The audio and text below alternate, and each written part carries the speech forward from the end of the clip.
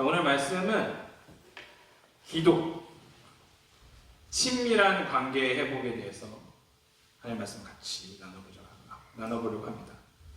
자, 우리 같이 한번 읽어볼까요? 시작. 이를 향하는 여호와,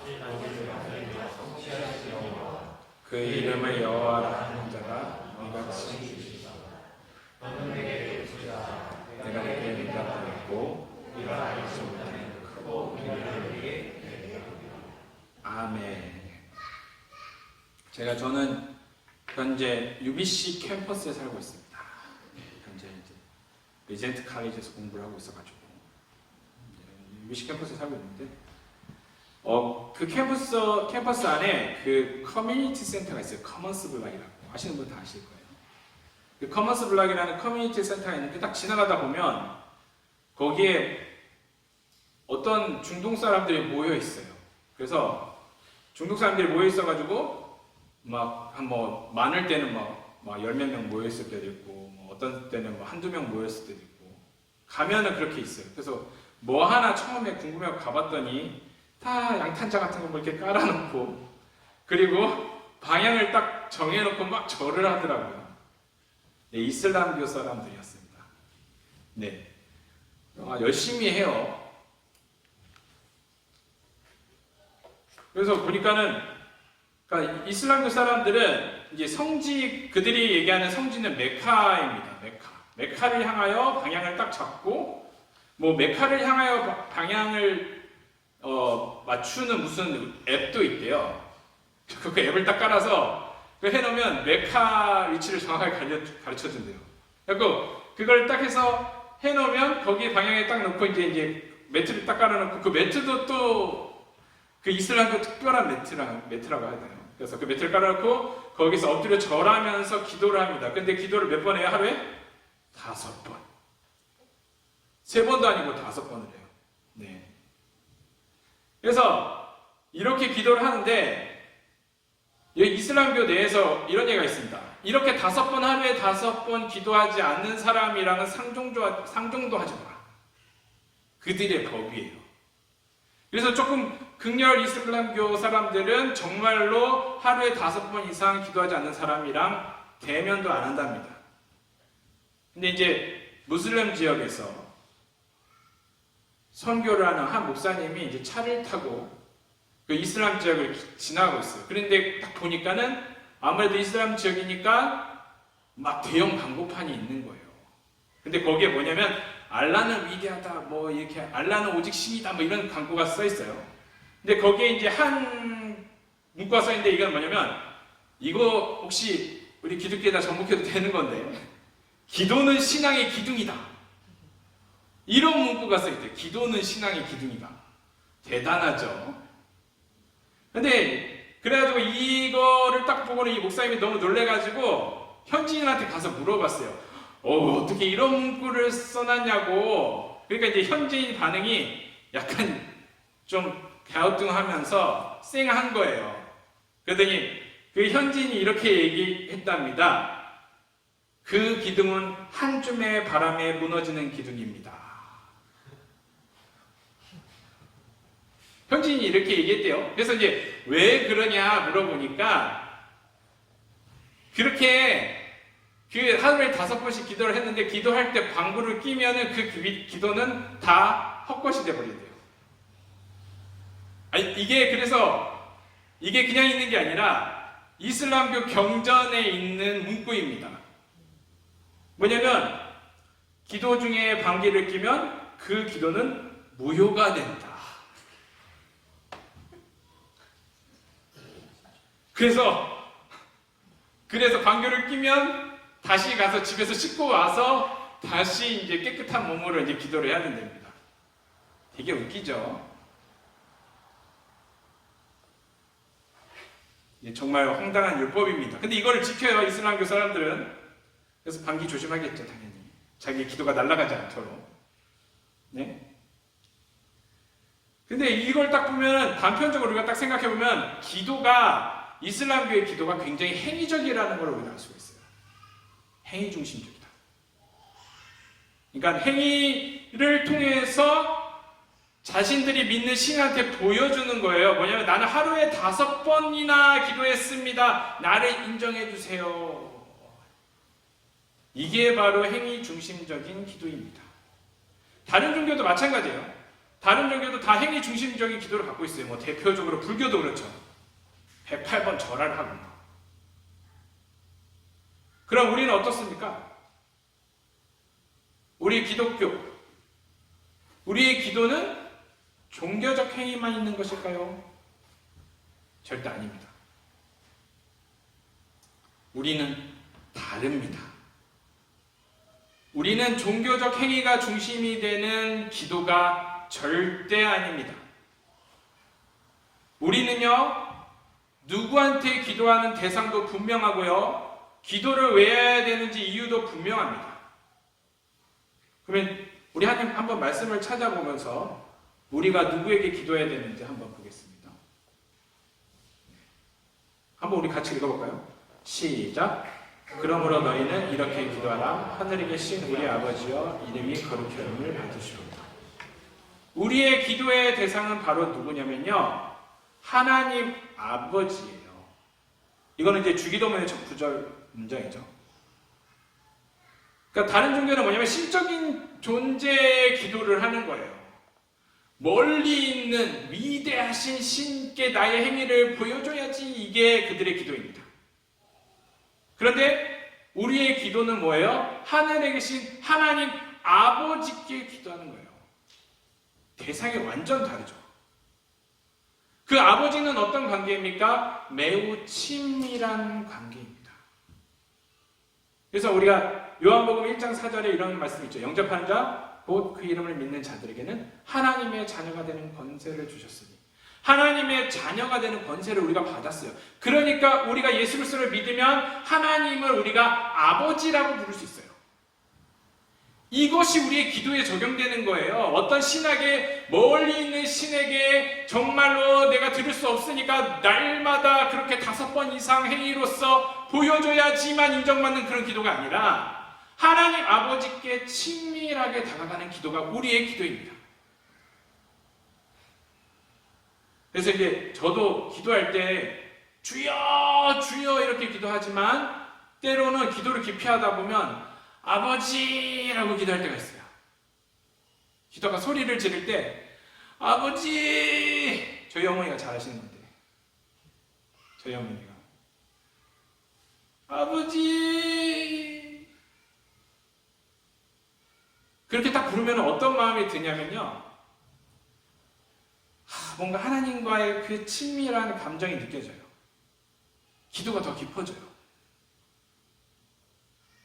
혹시 아버지라고 해서 뭐 엄한 아버지만 생각하시는 분 계십니까? 옛날에 예전에 우리 아버지가 너무 엄하셔가지고, 네. 이 아버지는 때로는 엄하지만 너무나 사랑이 많은 아버지이십니다. 그래서 우리가 아버지라고 부르면 하나님께서 뭐냐 아들아, 기도는 이거예요. 우리 한번 아버지라고 한번 부르볼까요? 아버지! 한번 해주세요. 시작! 아버지! 네, 간절한 의미 더 네, 이따 기도할 때 그렇게 부르시면 됩니다. 아셨죠? 네. 그래서 이것이 바로 다른 종교와는 완전히 다르다는 겁니다. 그럼 우리의 이 기도를 하나님께서 어떻게 받으시는가 우리 한번 말씀 보고 찾아보겠습니다. 우리 한번 읽어볼까요? 시작!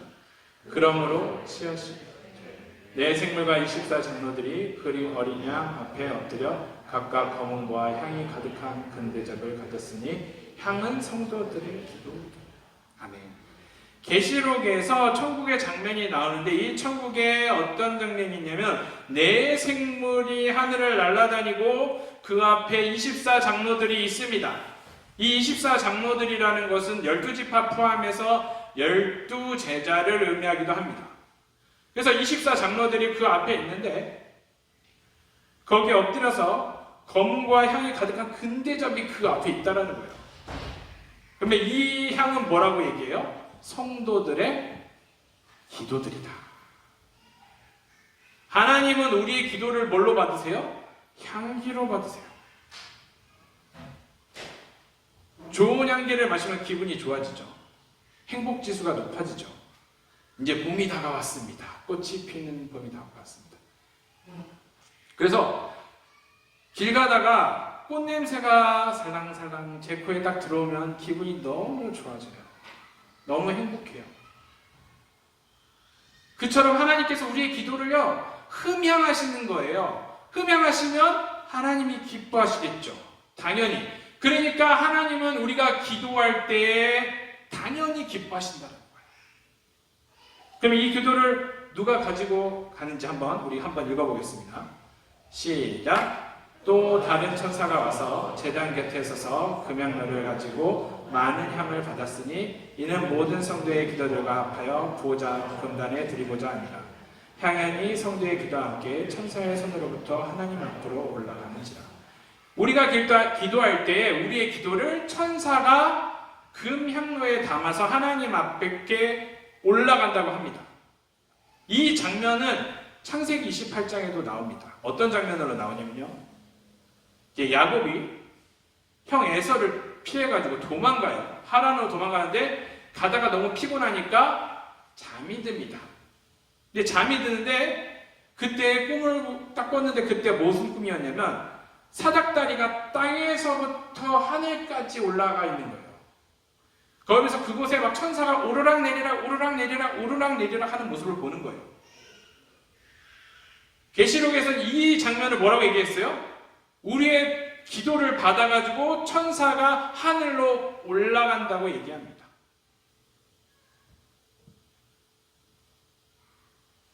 분명 우리 눈에는 보이지 않지만 우리의 기도는 실제로 존재하는 거예요. 우리가 기도할 때 이 땅에서 딱 끝나는 것이 아니라 이 기도가 하나님께 상달되는 거예요. 그거를 계시록에서는 이렇게 보여주고 있습니다. 그러면 이제 천사가 와서 이제 우리의 기도를 가지고 간다. 그러면 이제 이게 농담 삼아서 기도를 안 하고 있으면 내 천사는 저기서 놀고 있는 건가? 라고 생각할 수도 있겠죠.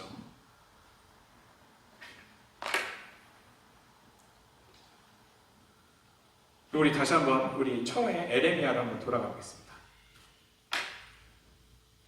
일을 행하시는 여호와 그것을 지어 성취하는 여호와 그 이름은 여호와라 하는 자가 이같이 이르노라. 하나님께서는 일을 하고 계십니다. 지금도 일을 하고 계세요. 그리고 지금도 일을 만들고 계세요. 그리고 지금도 일을 성취하고 계십니다. 하나님께서는 쉬지 않으셔요. 그래서 우리들에게 말씀하시는 거예요. 기도해라. 부르짖으라. 그럼 내가 응답하겠다. 내가 너의 일을 하겠다. 근데 하나님께서 이것은 무엇을 얘기한 거냐면 보편적인 은혜를 얘기하는 것이 아닙니다. 보편적인 은혜는 이른 비를 주시고 늦은 비를 주시고 모든 사람들이 수고를 통해서 먹고 살고 이런 개념이 아닙니다. 하나님은 뭐라고 말씀하시냐면 우리에게 스페셜한 걸 주고 싶으셨어요. 크고 비밀한 일을 보이리라. 은밀한 일을 보이리라. 근데 막 스페셜 해가지고 앞이 보인다 이런 개념은 아니지만 예언이라는 것도 분명히 있을 수도 있고 그 다음에 우리가 하나님의 말씀을 볼 때 통찰력이 생깁니다. 우리가 기도를 하면서 하나님의 말씀을 보잖아요. 그러면 깨달아져요. 더 깊이 깨달아져요. 하나님과의 관계에 더 깊이 알 수 있어요. 이거는 세상적인 관점과 세상적인 시선으로 볼 수 없는 거예요. 하나님의 비밀을 알고 싶으면 우리가 말씀을 볼 때 그냥 보는 것이 아니라 우리가 기도 가운데 더 깊이 들으면 하나님의 말씀을 더 깊이 볼 수 있어요.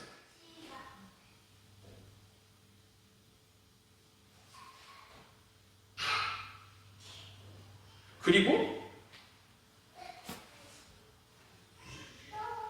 가장 큰 비밀을 알게 하십니다. 그것이 바로 무엇이냐면요. 여기 계신 분은 이미 그 비밀을 다 알고 있을 수도 있습니다.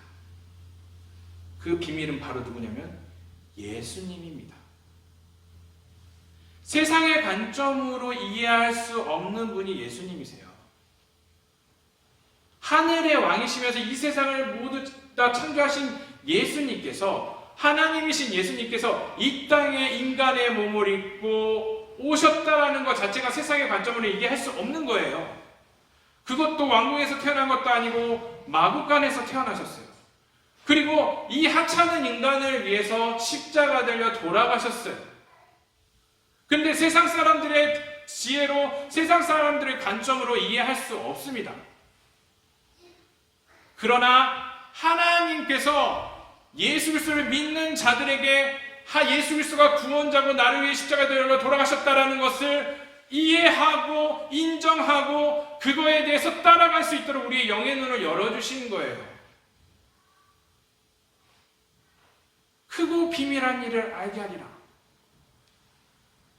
분명 기도하면 예전에 이제 그 간증을 하는 거 봤습니다. 본죽이라는 회사가 있는데 그 본죽의 CEO 있어요. CEO 여자분이신데 그분이 이제 본죽을 처음 시작했을 때 어떻게 했냐면 너무나 가난했어요. 그래서 붕어빵 장사도 했고 이렇게 잘 되다가도 또 망하고 잘 안 되다가 본죽을 이제 시작할 때 그 메뉴를 가지고 새벽마다 기도했대요. 그래서 하나님이 이 메뉴를 새벽마다 기도할 때마다 한 가지씩 가르쳐 주시대요. 그래가지고 그 메뉴로 장사를 해서 본죽이라는 큰 회사가 생겼어요. 근데 그분이 이제 10분의 1은 선교했어요. 회사의 모든 이 수익의 10분의 1은 지금 프랜차이즈만 한 1000몇 개 된다고 합니다. 근데 그렇게 해도 하나님 은혜를 주세요. 당연히 그런 거 받으면 너무 좋죠. 하나님께서 지혜를 주셔가지고. 그런데 그 무엇보다도 우리는 더 귀중한 걸 가졌습니다. 가장 큰 비밀이신 예수 그리스도십니다. 할렐루야. 네. 그리고 우리가 부르짖고 기도하면은 하나님께서 우리의 영의 눈을 열게 하셔서 하나님의 말씀을 더 깊이 보게 하시고 우리에게 영적인 지혜를 주셔서 하나님의 일을 할 수 있도록 도와주신다는 거예요. 그리고 기도할 때 하나님께서 우리의 일을 하십니다.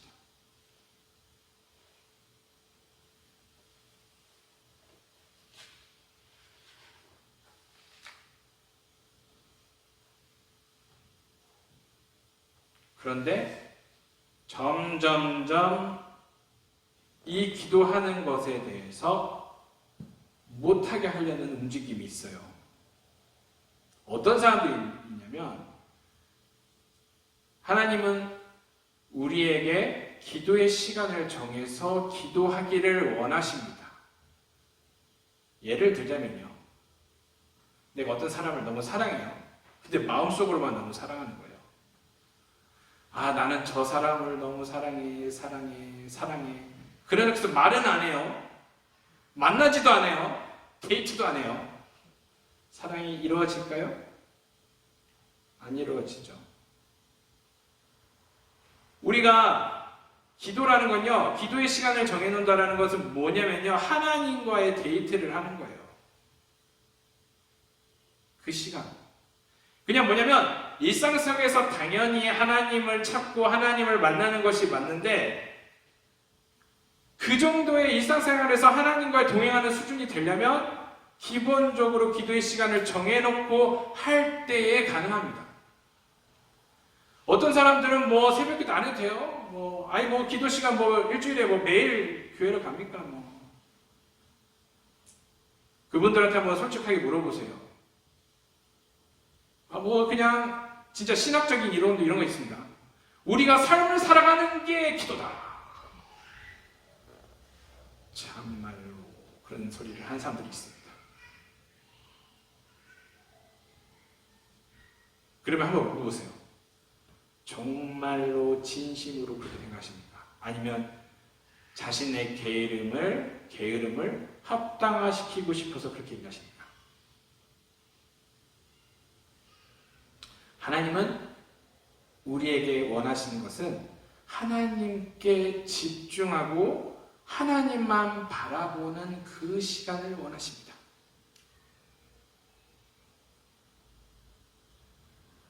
세상의 것을 바라보는 것이 아니라요. 하나님 하면서 대화해야죠. 만났으니까. 데이트하면 만나서 얘기도 하고 차도 마시고 사랑한다도 고백해야죠.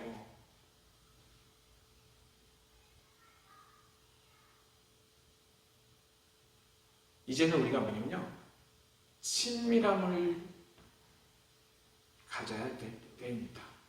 팬데믹이 지나면서 점점점 예배의 재단도 무너지고 기도의 재단도 무너지고 이런 상황으로 이게 점점 흘러오고 있는데 우리가 이제는 이런 기도의 재단을 다시 쌓아야 됩니다. 예배의 재단을 다시 쌓아야 됩니다. 그리고 하나님과의 친밀한 교제를 해야 됩니다. 지금은 더 그래야 할 때입니다. 왜냐고요? 예수님이 오실 날이 멀지 않았기 때문에 그렇습니다. 너무 세상이 혼란합니다. 우리의 지혜로 판단이 가능합니까? 예측이 가능합니까? 2년 전에 이런 일이 있을 거라고 생각했습니까? 아무 생각도 못했습니다. 점점 예측하기 어려운 이 시대에 우리가 하나님과의 친밀한 관계가 유지돼야지 살아갈 수 있습니다. 그렇지 않으면 세상이 주는 그 소용돌이 속에서 우리가 파묻혀 살 수밖에 없어요. 빠져나와야 돼요. 몸부림치고. 너무나도 비진리가 진리인 것처럼 둔갑해서 그냥 좀 깜짝 놀랐던 게 그리스도인들조차도 그거를 분간하지 못해가지고 그게 진리인 걸로 가르치고 얘기하는 사람이 있어요.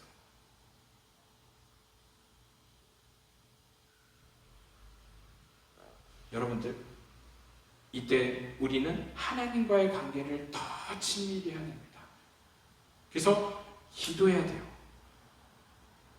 그리고 하나님이 주시는 음성, 성령님의 음성에 따라 우리가 살아야 됩니다. 말씀을 통해서도 주시지만 우리 가운데 평안한 마음과 지혜와 능력으로 함께 하세요. 그 CCC에서 활동하는 어떤 한 형제님 말이 갑자기 생각납니다. 그래서 그분이 무슨 얘기를 했냐면, 지금은 목사님이 되셨는데 옛날에 청년 때 CCC 그분이 이제 하는 얘기가 거기 무슨 약간 구호 같은 것 같아요. 뭐라고 얘기하면 기도보다 성령보다 앞서지 말자. 기도보다 성령보다 앞서지 말자. 우리 행동을 먼저 합니까? 기도를 먼저 합니까? 저도 마찬가지예요. 제가 가지고 있는 생각과 지혜를 자꾸 의지해서 기도보다 성령님의 이끄시는 것보다 제 행동, 제 생각으로 행동을 먼저 할 때가 많아요. 이제는 기도해야 될 때입니다.